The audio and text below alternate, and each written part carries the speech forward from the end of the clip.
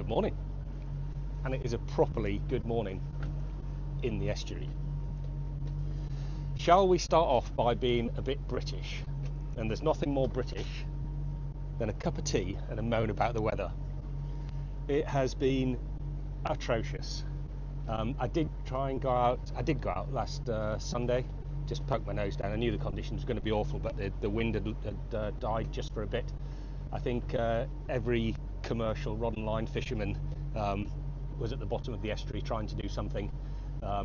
They hadn't been out for a month, and you've got to feel for those boys. It's frustrating for me. They're trying to earn a living.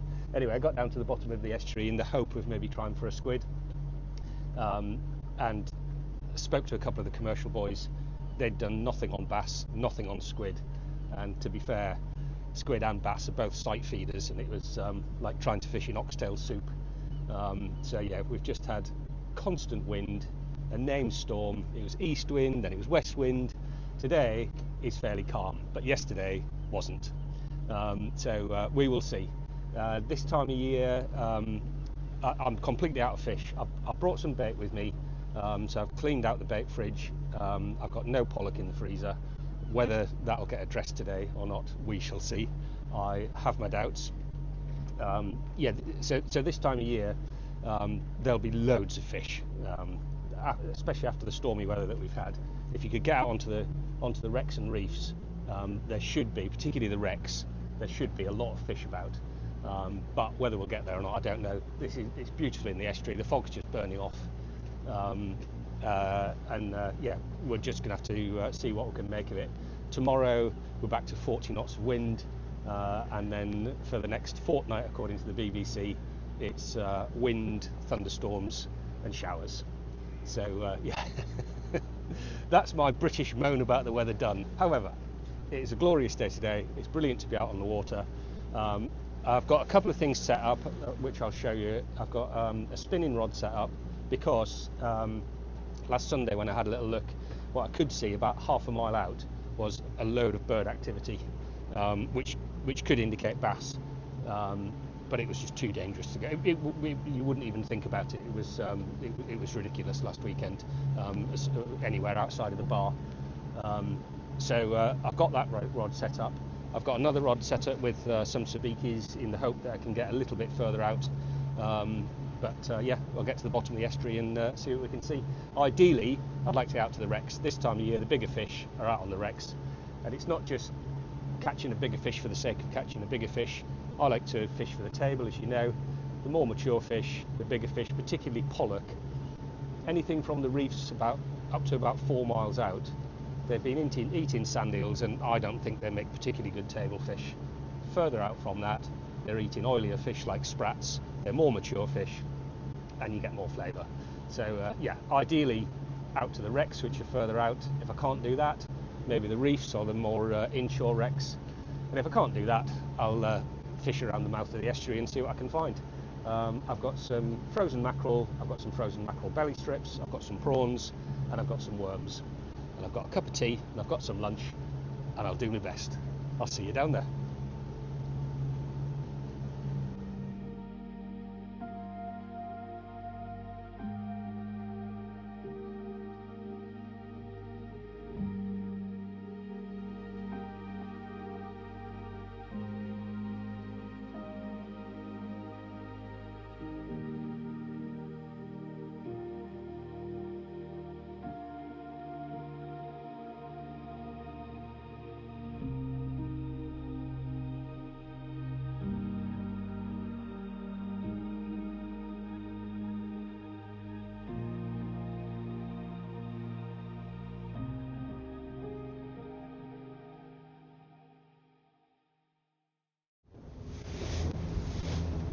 Well, hopefully that was a nice autumnal trip down the estuary if my time lapse has come out.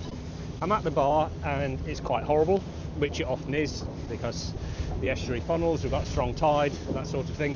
So I'm just going to take it steady, make sure it's safe to do so, get over the other side of the bar and have a look. The horizon doesn't look too bad, which is normally, can be a good indicator. If it's all wriggly, then it's not really going to be a player, and if it's white, it's it's definitely not good.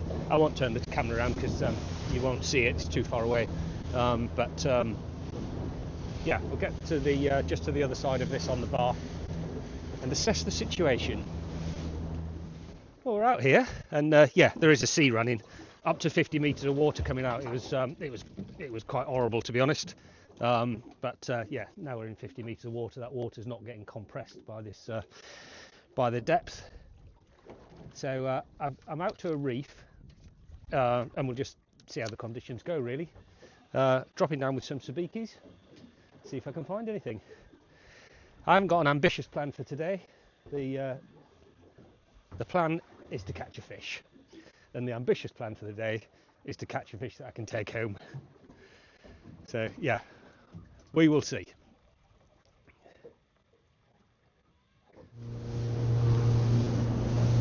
Well, that was a quick try on that reef. A couple of passes with the sabikis, one potential little knock, but nothing other than that. The conditions are fine. It's a long, safe swell. The wind's not due to get up at all. If it does, I'm doing 11 knots into this for my comfort. If I turn around and head for home, I can do 20 knots, no problem. So if the weather does change or pick up a little bit, I've got a nice, safe, easy run for home. So I'm going to press out to the first wreck. It's not massively far out. Sort of a mile and a half from here, something like that. Yeah, just go a little bit further out, see if the conditions are the same. If they're the same, I might even go a little bit further out. They could even be better. Sometimes works like that. So yeah, give that a go for the first wreck. I'm just heading out to a wreck, and there's a load of seabirds. I've just seen what the activity is. It's tuna and dolphins. There's a lot of birds. I stopped at one wreck and it was no good. I've come out to another wreck, and I'm about a mile away from it. So I'm hoping it's past all this lot. Yeah, I was hoping they were going to be diving on bass, but yeah, I'm not sticking a lure in the water with those tuna around. Right, press on.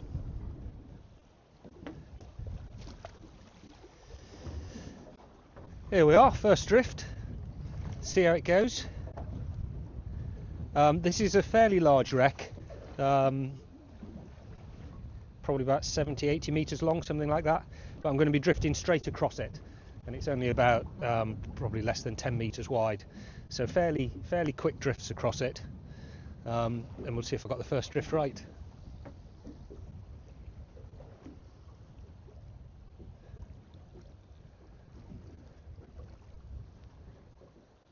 Nice to see gannets and seabirds around, but I left the tuna about a mile behind me, so hopefully they won't come here and worry the fish. We are in 69 metres of water, drifting at 0.8 of a knot. Might have to up the lead a little bit. I've only got an 8 ounce on.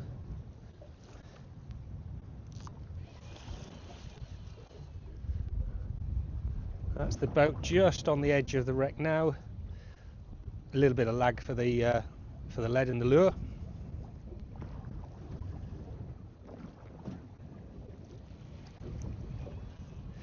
Yeah, we were in 69 metres, we're now in 63, so that tells you the size of the wreck. Boat's bang on top of it now.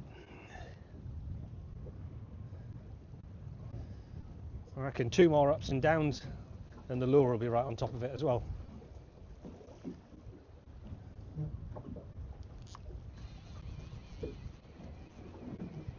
Always a bit of nervous anticipation with your first drift over a wreck. Is there anything there? Are they going to be feeding?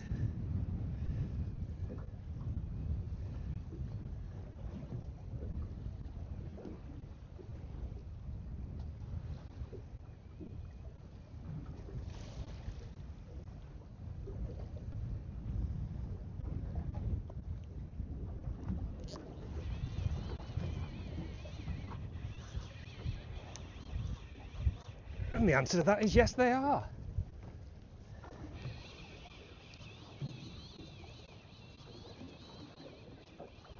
It's not a big fish, but there's something there. Happy with that for drift 1.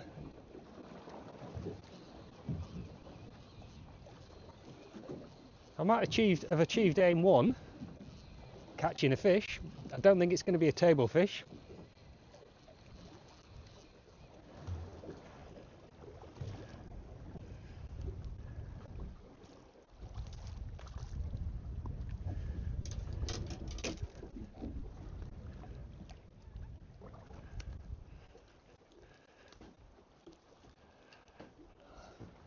It's an absolutely massive scad.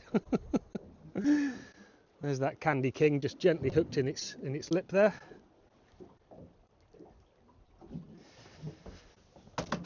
I'll keep that in some water for a minute and decide what to do with that because it's huge. Right, round again, up the lead and do a better drift in the middle of the wreck this time. Okay, exactly the same, except we're a bit closer to the wreck, we're a bit more central on the wreck, and I've got a 10-ounce lead.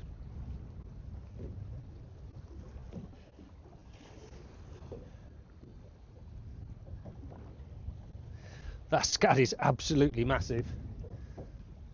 I'll see how the day goes.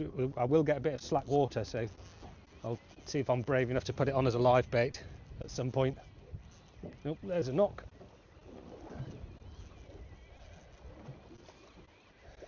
It's our old friend the pouting.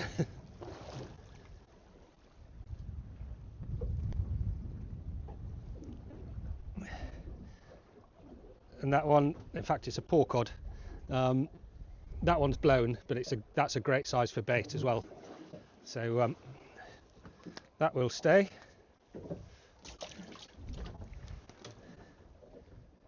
Just before I move on, that is actually a pouting. When I picked it up, I thought it was a porcod. Easiest way to tell is if you fold their pectoral fin back, and the end of the, I hope you can see this, the end of the pectoral fin goes behind the first dorsal fin, it's a pouting. If it's in front, it's a porcod. So it's pretty close on this one actually, and the colours are quite similar when they're small. So yeah, that is a little pouting.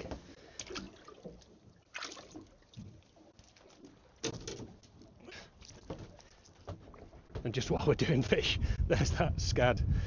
It might not be the biggest scad I've caught, but it's certainly one of them. Absolute monster. Ooh. That's going in the bait bucket for now. Well, I wasn't really even expecting to get out here today, so to catch 2 different fish on the first 2 drifts makes me very happy. See if drift 3 will produce a table fish.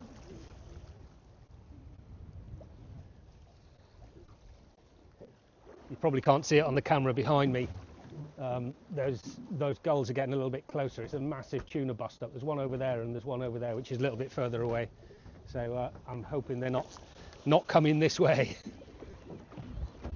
Oh, well, that's straight into something.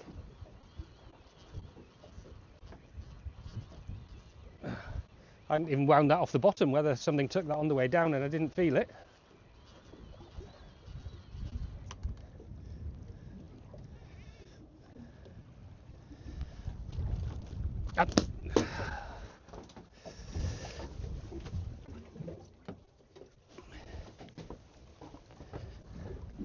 I don't know where the weight was coming from because it's not even big.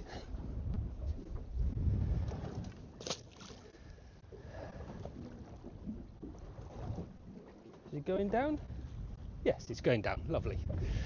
Okay, well that's a waste of a drift. I will reposition. Well, 3 fish from 3 drifts. Nothing for the table. I know you can eat horse mackerel. Hello, Steepo. Yeah, some people eat horse mackerel. I don't mind them actually. I just find them a bit of like sort of a weak flavoured mackerel. So yeah, I'll use that one for bait. And in the meantime, see what drift 4 will bring. That's a better take.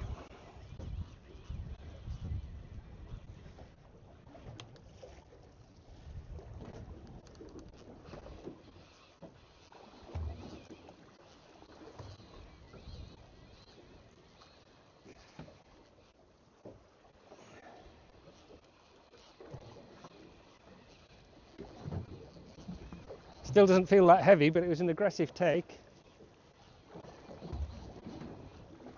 Quite a lot of head shaking going on. It's not diving to the bottom like a pollock.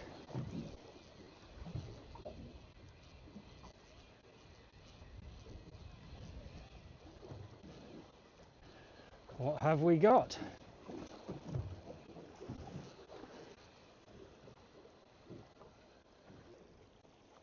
Oh.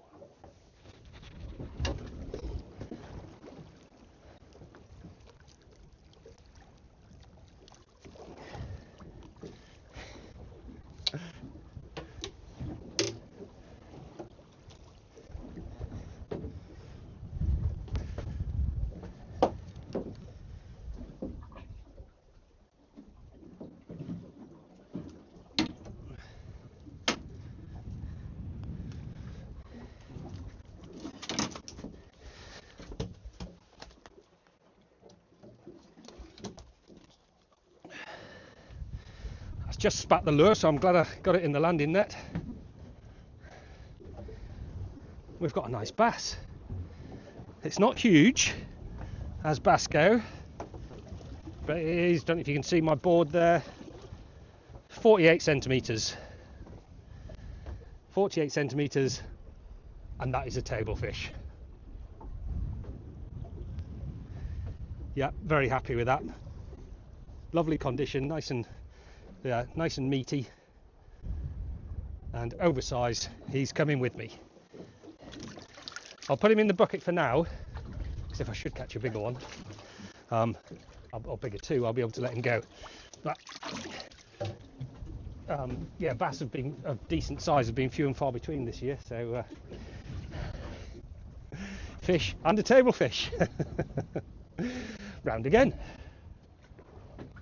One of the disadvantages of fishing by yourself, although I like fishing by myself, I like being on the water by myself, it lends itself to the YouTube channel better, I think. But one of the disadvantages is you don't learn anything. Yeah, we've got YouTube and stuff, and I watch a lot of videos, and you learn from there.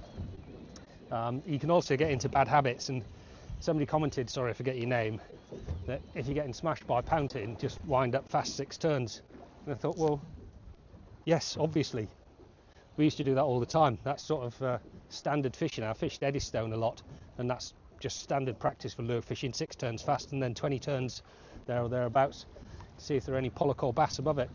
And yeah, whether I'd forgotten it or got into a bad habit or whatever. So yeah, that's what brought the bass last time. Oh, and we've got something here. Although that was while I was winding fast 6 turns. So it could be something off the bottom that we don't want so much. Yes, this doesn't feel table worthy to me.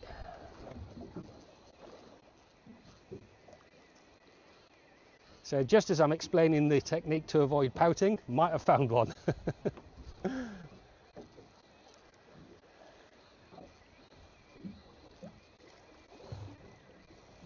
You can't avoid them all the time.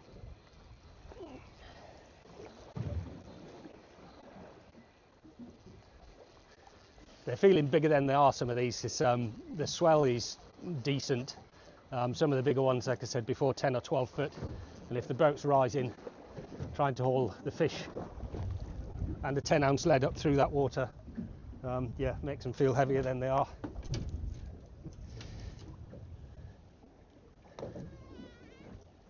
And indeed it is. A pouting, top of the lip.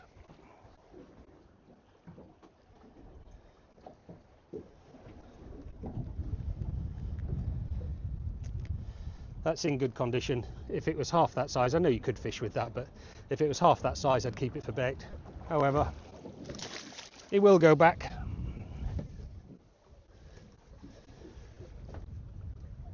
And we will try again and try to avoid them again. Because this is a long wreck and I'm drifting across it, I'm trying to explore the whole wreck. So I've done one end, done pretty much the other end, working towards the middle of it, and this one will put me pretty much right across the middle.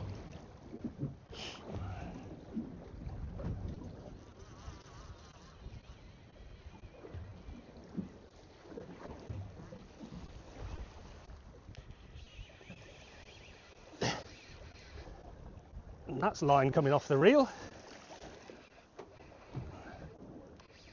Potentially our first pollock.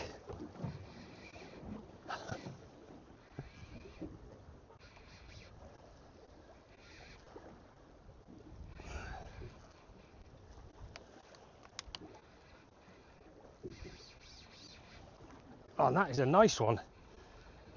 That's taking plenty of line off the reel, as long as it doesn't get into the wreck, because it was quite not that far up from it.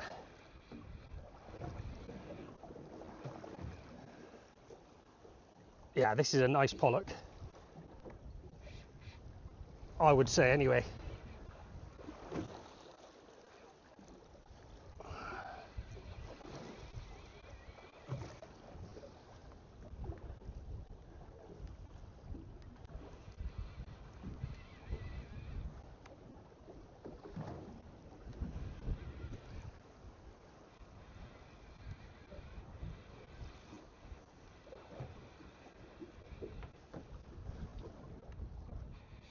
That is a heavy fish and it's still taking line.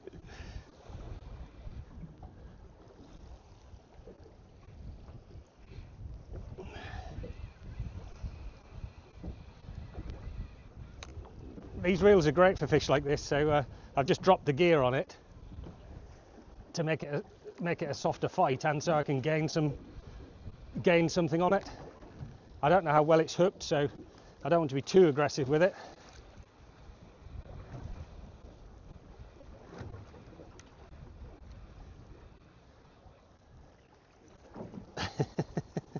And when it wants to stop the line, it's stopping the line coming up. So yeah, this is a very decent fish if we can get it to the surface. We are gaining, but when he wants to pull, he's still taking line off.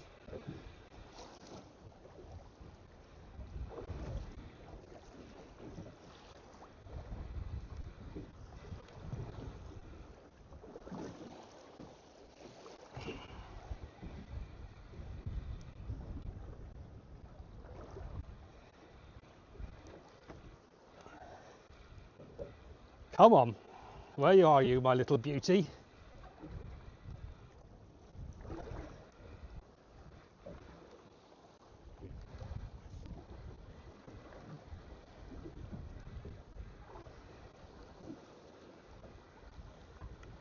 Should see some colour soon.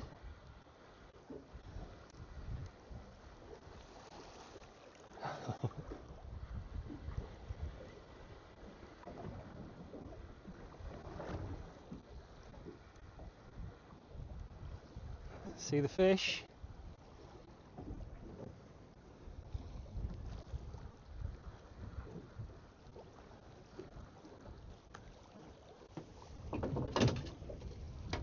And it is not a pollock.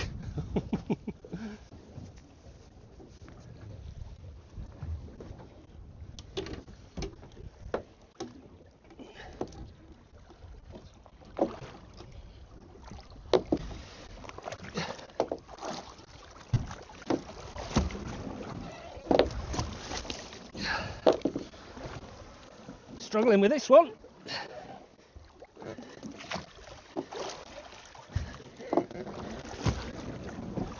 There we are.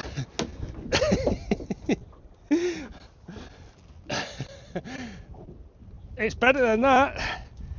It is a beauty of a ling.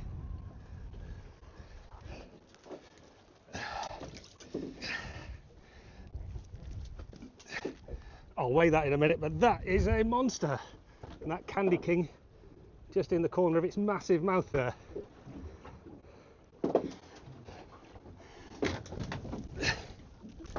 Yeah, I'm lucky that didn't swallow it down more, because I think I'd struggle with 30-pound fluoro on those sharp old teeth in that. Beauty. Whew. Let's get him on the scales and I'll yeah, sort that one out. Table fish definitely achieved. What a beauty. Right, let's have a go at this on a rocky sea.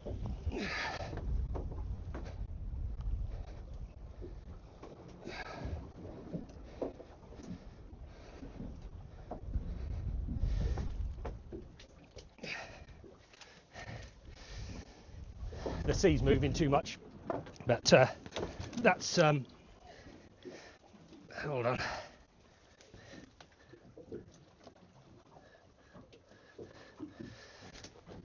The sea's moving too much, but that's coming in between 13 and 17 on the scale, so it's a good 15, let's call it that. What a beast.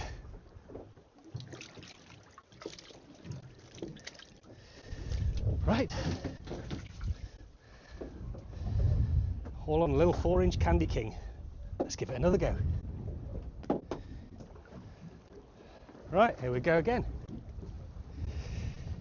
You just never know with fishing sometimes. There I was trying to avoid the bottom dwellers, the pouting, and get a stonking great ling, a bottom dweller.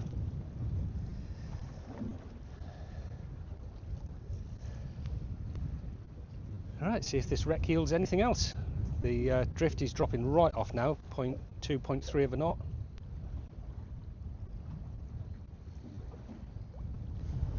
Just going to move on to another wreck, and we've got, if I can find them, dolphins about.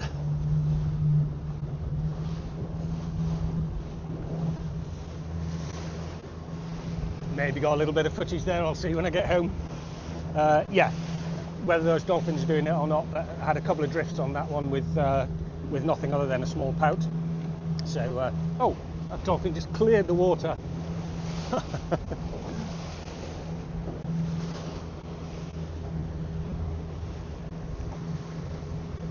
Never get fed up with that sight, especially when they're leaping out the water like that. Yeah, so whether the dolphins are put off the fish or the stage of the tide or whatever, don't know. But yeah, no sign of a pollock on that one at all, although the wreck did do well for me. So going to move on to a different one, see if we can find something else, hopefully some pollock.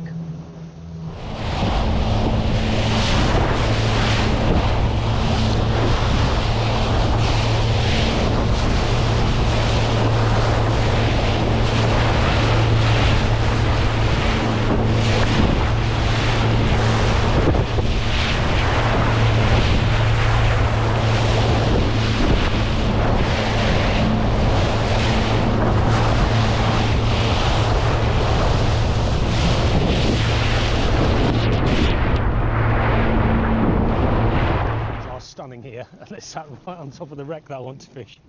So yeah, I'll see what the drift's like and give it a go anyway. Hopefully they won't have put the fish off.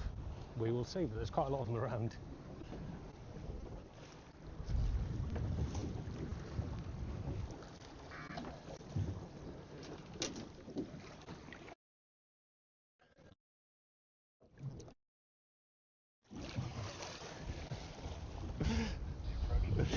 Never get tired of seeing them.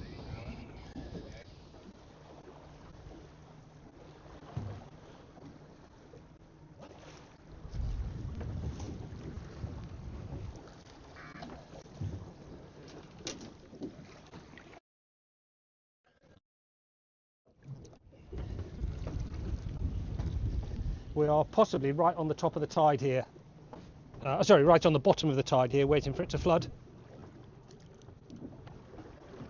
Got the Candy King on, no reason to change it. I'm pretty much on top of the wreck here just to see what's going on. See what the drift direction is. Oh, swap side's going to be under the boat. Got that wrong to start with.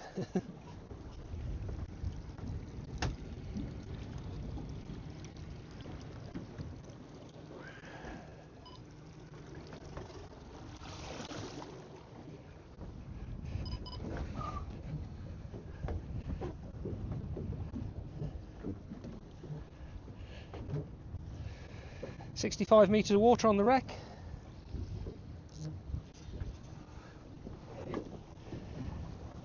I don't know if you can pick that up and pick up the size of the swell. It is very big, and there's a bit of a wave on top of it, but it's safe because it's a long swell, and because I've got an easy run for home should it get up. It is safe. Where the water goes from 70 metres ish around here into 50 metres it's sort of all the same, and then from 50 metres into the coastline, where all these waves get compressed, they're getting bigger, and actually it's all right for transiting through, but I wouldn't want to be fishing half a mile from shore today. That's just horrible. This is, although conditions are not ideal, we all like those lovely flat days, it's better out here than it is close into shore, and obviously we've got that safe option to run for home. So I'm quite happy to fish out here, quite happy to see dolphins, quite happy with the bag so far, and if I can catch a pollock or two to go with it, that'll be absolutely perfect. I've got a couple of hours before I need to start heading in, so oh.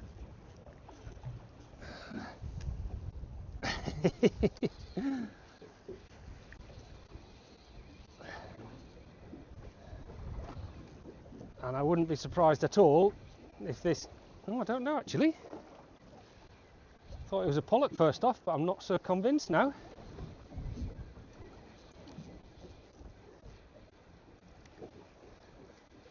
It's head shaking more like a bass, if I dare predict that. I didn't say it was a bass, I just said it's head shaking more like a bass than a pollock.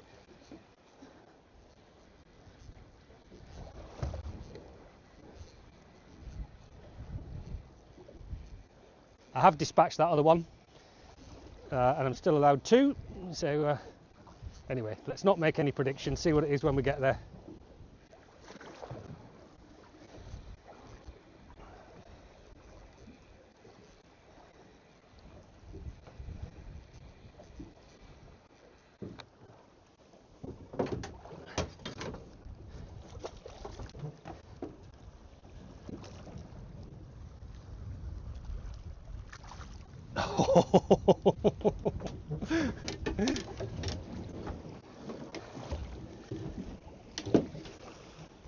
Head shaking like a bass.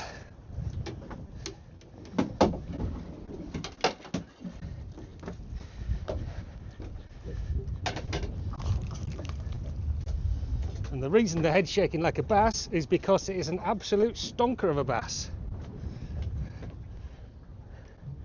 Is that okay for Sonia? That is a beast.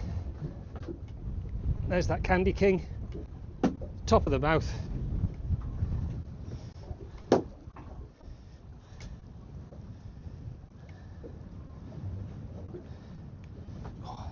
Get that with my pliers in a minute. That is a beauty.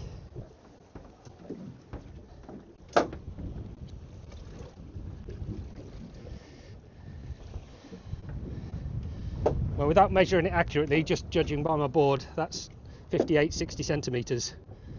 That is definitely a table fish. What a fish for the first one on this wreck. Right, let me get this one sorted out. I think we'll try again. I had a comment from one of my videos with several questions, and it's questions that come up quite a lot, so I did reply to the comment, but I'll answer the questions now. So the questions were, how far out do I go? So I'm not licensed, I'm insured for 12 miles, and the furthest place I go is not quite 12 miles. I try to go where the fish are, as close inshore as possible, but 12 miles would be the furthest that I go out. So that was one. Why don't I use a disgorger? I use long-handled pliers and a T-bar sometimes, but I prefer to take them out with my fingers because I think you can get a softer unhook, especially if you're wanting to release the fish.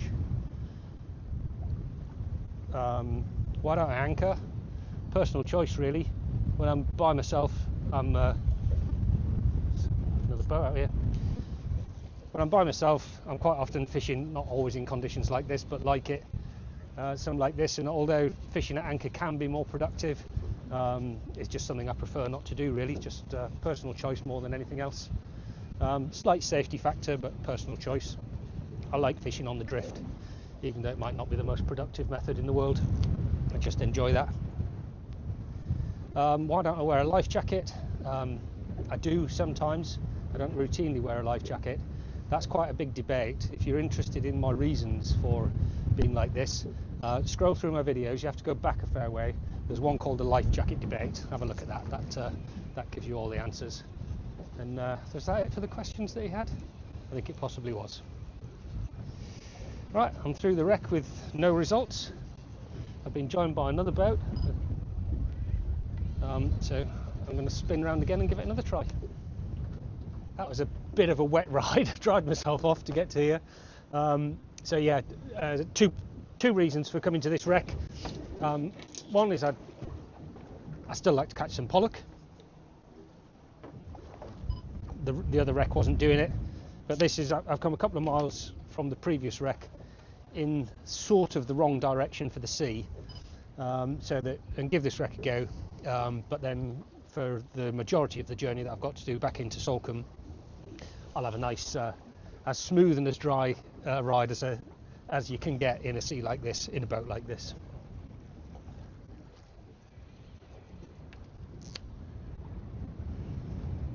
The drift's okay, but something doesn't feel quite right on the bottom, so whether I've hooked into a little bit of weed or whether the lure's tangled a little bit, not sure. By the time I get it up and have a look, I'm going to be past the wreck anyway, so I may as well just continue fishing it for a minute.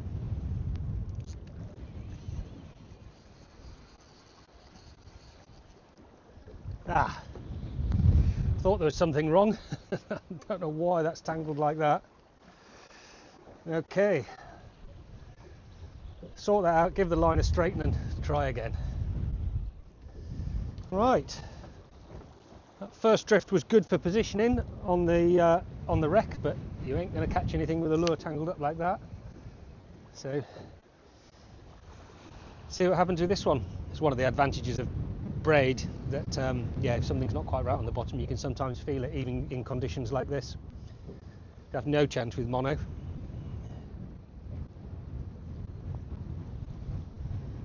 But I don't need to convert anybody there. I don't think many people are fishing with mono unless it's just for very specific reasons.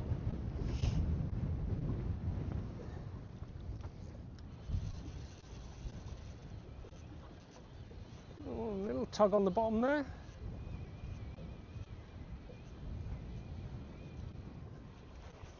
And it's gone for it. And taking line.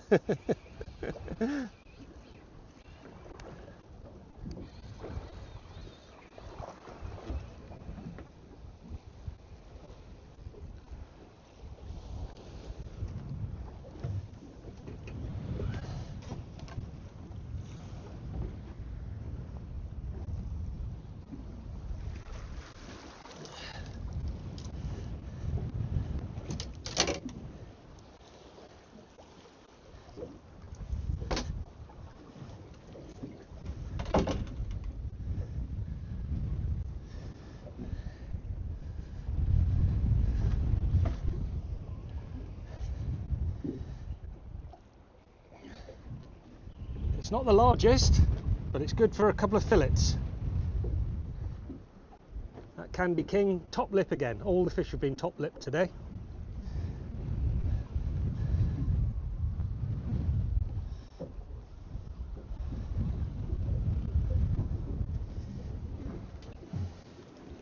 I don't know if you can see in there, but this one has actually blown as well, even though I was winding it in nice and gently. If I'd have had a lot of big pollock, I would put one this size back, but that's not going to survive anyway, and like I said, it is plenty big enough for a couple of nice table size fillets, so that's where that'll be going. I said earlier on that the pollock from these wrecks a bit further out taste better because of what they've been feeding on, sprats and the like. A bit decomposed, but I think you can see from the shape of that is not a sand eel. It's a sprat, perhaps an anchovy, that sort of thing, and yeah, that's all that's been eating. So that will transfer to the flesh of the fish, hopefully. Right, I think one more drift and then it'll nearly be home time. Right, let's see. Right, let's see if we can repeat that for one final drift. One more pollock would be perfect. It doesn't really matter if not, but we will see. See if it's there.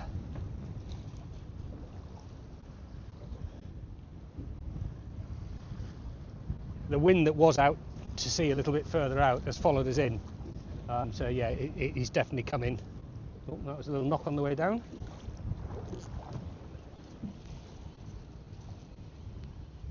Yes, it was a little knock on the way down. And it's let go. That was a pouting rattle that hit us right near the bottom. So not too bothered that didn't hang on.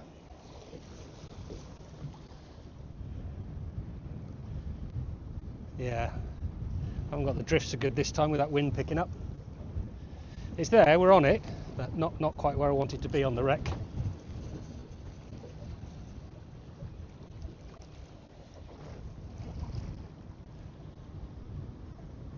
Maybe this won't be the final drift. You can't have the final drift where you don't hit the wreck where you want to.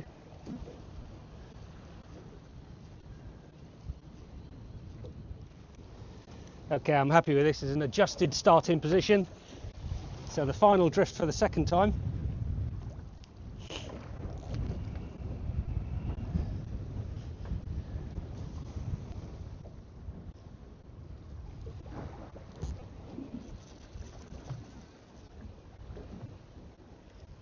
Oh, and that's a nice take.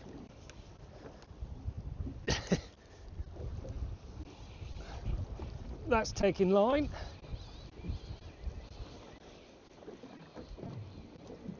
And I would say, if I can get it to the surface, that is our brace of pollock.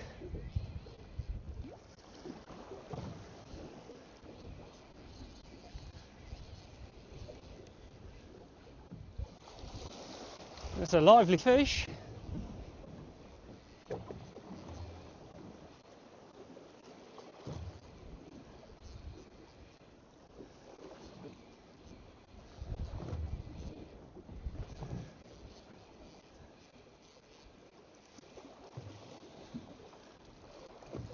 They're great to catch, absolutely great fun to catch.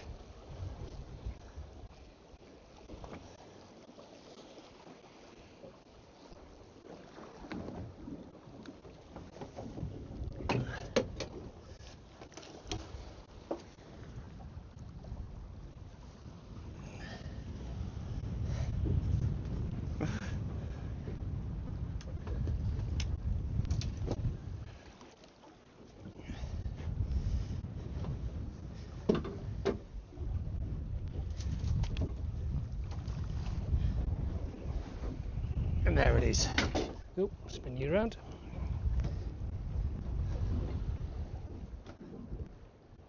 Nice chunky pollock. Good fillet size. Top lip hooked again.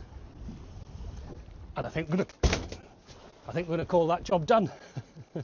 Right, I'm going to sort this fish out. Head into the shelter of Salcombe for a bit of fish filleting, sorting out and cleaning, and I'll see you in there. On my way in, there's another massive lot of tuna ahead of us. I'll point the camera that way, see if you can see anything. But hopefully you can at least see the birds. But there is, an absolute bundle of tuna in there with them.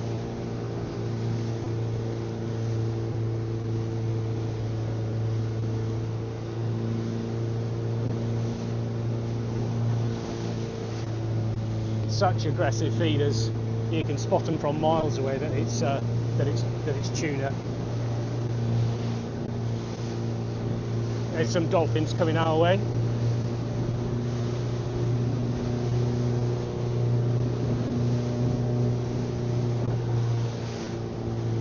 You often get the dolphins and the tuna obviously feeding on the same thing. But you can spot the difference. The dolphin's quite graceful. And the tuna very much less so.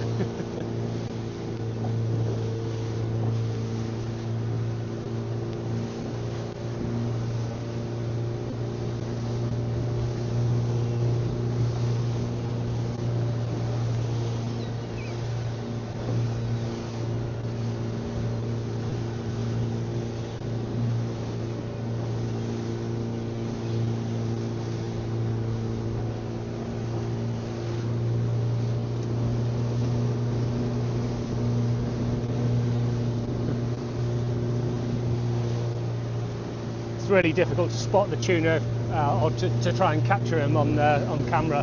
But yeah, hopefully you could at least see the commotion if you couldn't see the actual fish themselves. Right, let's press on to Salcombe. Well, what a day that was. Unexpected. Went off with the very under-optimistic ambition of catching a fish and then maybe something to eat. Yeah, definitely achieved that. So yeah, a cracking day out really. Yeah, it was. Yeah, you wouldn't have wanted it any rougher, but it was absolutely fine as it was. Prefer a calmer day, but there we are. There's been none of those around, so to get a day like that on this brief weather window on a weekend, yeah, absolutely fantastic. So I've got the pouting and that big scad, that's already on ice. I haven't tidied the boat up yet, but the fish filleting is done. That's topped up the freezer definitely. So a couple of nice pollock fillets there. Really nice ling. There's the fillet. There's the loin. Proper chunky bit of meat. And 2 bass, which I'll keep whole. They're just cleaned and with the gills taken out. Ready for roasting whole with lots of garlic, some lemon, some bay, lots of oil. And if we've got friends and or family around at Christmas, might even wheel the barbecue out on a nice day and put them on there. So yeah, that is that's the fishing done. Where's my cloth? Because I've got fishy fingers. Yeah, so yeah, an unexpected day, and yeah, it turned out really well as it was. So yeah, very pleased with that. Looking at the weather forecast and weekend availability leading up to Christmas. No idea when the next trip out is going to be. Might not even be one this year. My mooring, or the top of the estuary, is getting dredged early part of next year. So the harbour have asked for all of the boats to be taken away by the 2nd of January. So there might be an opportunity if the weather's good, depending on when I can finish for Christmas. But that sort of end of December. If I get an opportunity from now until then, fair enough. But like I said, looking at the weather, the daylight that's available, and my availability, fairly slim. But I hope you enjoyed this video. Thank you very much for watching, and whenever it is, I'll see you next time. Cheers.